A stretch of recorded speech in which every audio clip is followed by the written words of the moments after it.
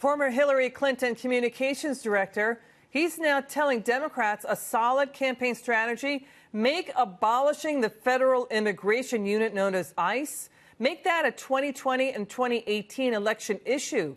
Brian Fallon tweeting out, quote, ICE operates as an unaccountable deportation force. Democrats running in 2020 should campaign on ending the agency in its current form. Let's bring in Republican Indiana Congressman. He's Luke Messer. Good to see you, Congressman. Hi there. Great to be on, Elizabeth. So, Congressman, abolishing ICE, is that a good campaign strategy? I mean, it's really extraordinary, and it just gives you an example of how out of touch the Democrats are now nationally. You know, President Trump won the last election in large part because he promised to secure our border, build a wall, and to enforce our immigration laws. I know that's certainly a big part of why he won in Indiana. And it also shows you how politicized this issue has come for Democrats. I mean, they literally are starting to put the interests of illegal immigrants before the interests of American citizens because they somehow think it's going to help them win our next election.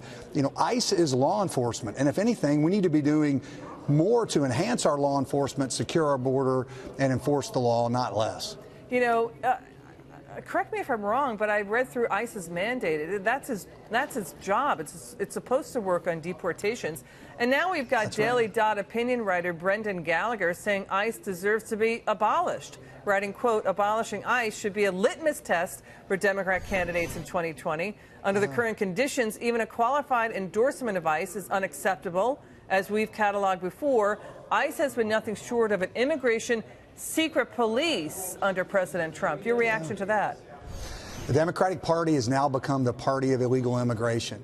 You know, I'm running for the United States Senate against a guy named Joe Donnelly who kind of comes home to Indiana and says he's for enforcing the laws, but he's for a leadership team that supports all this craziness where we would open our borders and not enforce our law. It's out of touch with the American people, and I'm telling you, if that's the direction the Democratic Party goes, if that's the direction they continue in, they're going to continue to be disappointed at the polls. Now, switching gears, let's take a look at this new video just released of Broward County Deputy Scott Peterson. He's seen standing outside Marjorie Stoneman Douglas High School in Parkland, Florida, while students were being shot to death inside. He was suspended without pay, Congressman. He chose to resign and immediately retired rather than face a possible firing. He is under an internal affairs investigation. What do you think? Should he lose his pension?